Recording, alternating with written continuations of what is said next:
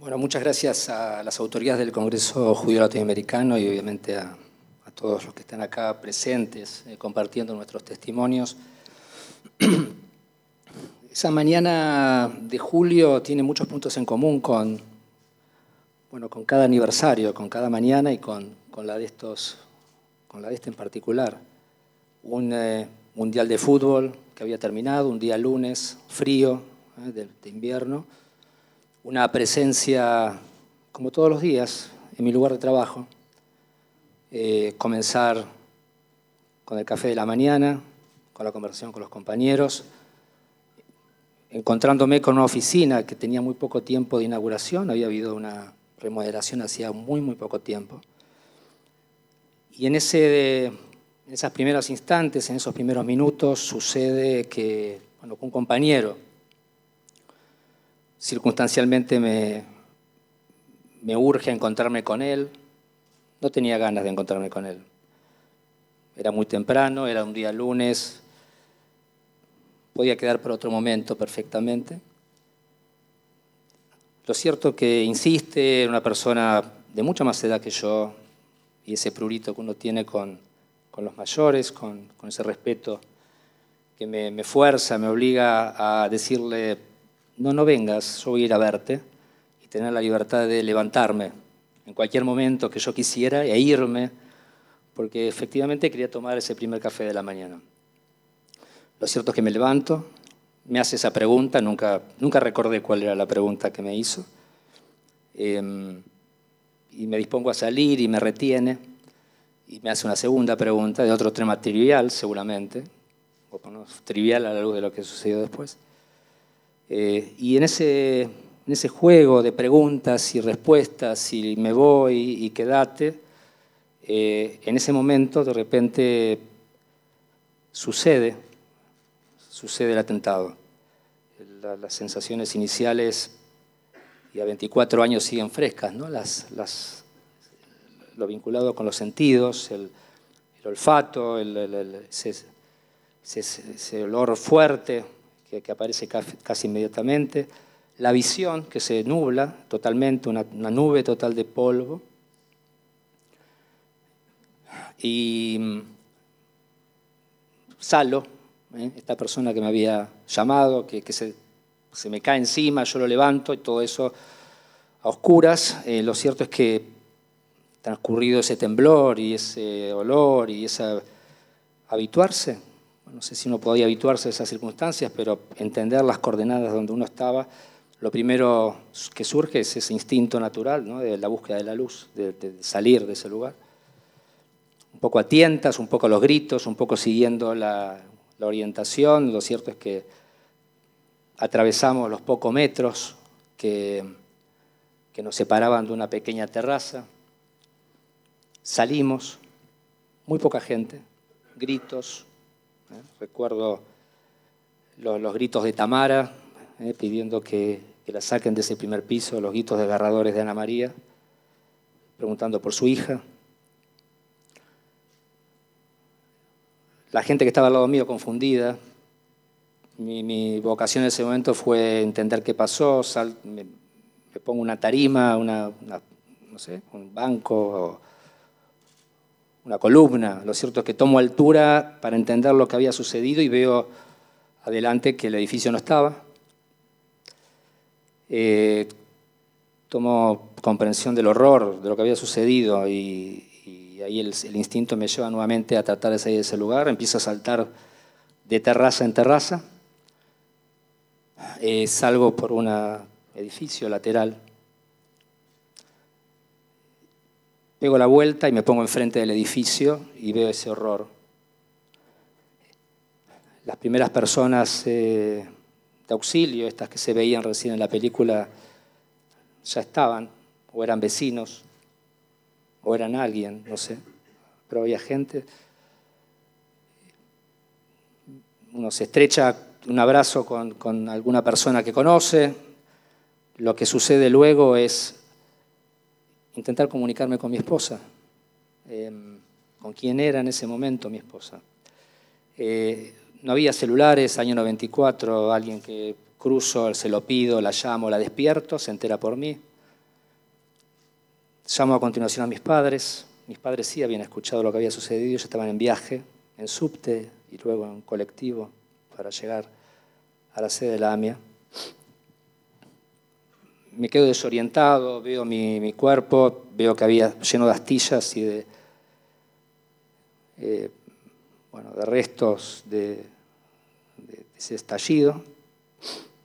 Me invitan a irme al hospital de clínicas, que está muy cerca de la sede de la AMIA, a 200, 300 metros. Me quedo ahí, doy vueltas, no recuerdo bien, pero sucedieron 2 horas, 3 horas, algo así. No recuerdo muy bien el tiempo transcurrido. En el medio aparecen mis padres, se ponen, me abrazan. Creo que no esperaban verme.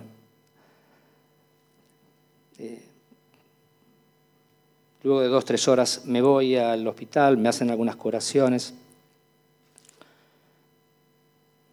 Voy a mi casa, me acuesto, viene familia, todo como una sucesión de imágenes que se me aparecen 24 años después, que son las mismas que aparecen todo el tiempo. Y no aguanto estar en la cama en mi casa y me agarra una compulsión de salir, de acercarme nuevamente al lugar de donde había venido y de ahí a lo que fue la sede transitoria de AMIA durante varios años. No recuerdo hasta qué hora de la noche, yo habré estado hasta las 12, 1 de la mañana de aquel día. Ya había empezado la sucesión de familiares, aquellos que querían saber qué había pasado con los suyos. Desde el punto de vista personal fue un momento de cambio. Yo cuando miro para atrás me doy cuenta en forma clara que mi vida no fue la misma después, que cambió. En principio tuve como un tiempo que duró varios meses de hiperactividad. Yo me recuerdo levantándome muy temprano, volviendo muy tarde. No recuerdo nada, ningún logro, ningún hecho en particular. Sí la necesidad de estar en movimiento. Esto es lo que tengo muy fresco, la necesidad de estar en movimiento permanentemente. Recuerdo la sucesión de familiares, la búsqueda, la espera, los llantos, los abrazos, el cementerio, el regreso. Aquel jueves, el atentado produjo toda una sucesión de cambios. En mi caso en particular, personales. Esa esposa a la cual llamé y que estaba durmiendo, volvió a dormirse y no estuvo más. Me di cuenta que tenía la necesidad de recrearme profesionalmente, de pensarme de otra manera. Empecé a estudiar, reorienté mi carrera, volví a ser una pareja, tuve hijos, yo no tenía hijos.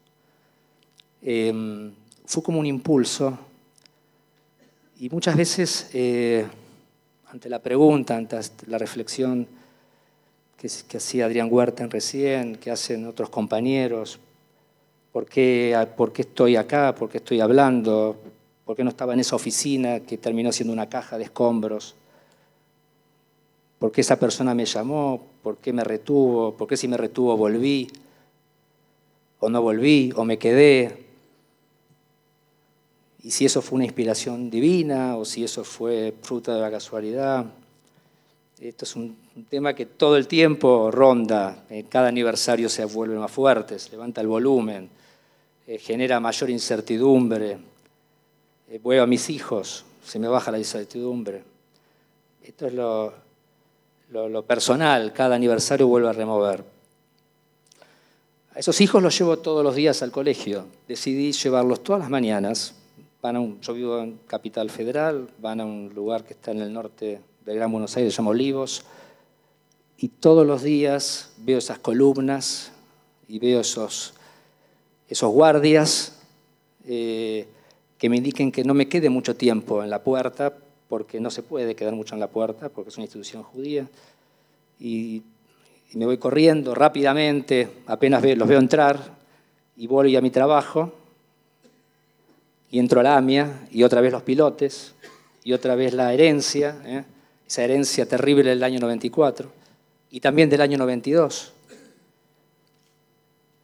Y el fin de semana, bueno, comparto una vida comunitaria en un club, y otra vez los guardias y las preguntas. Y la herida a nivel de nuestra sociedad, ¿no? Cómo transformar un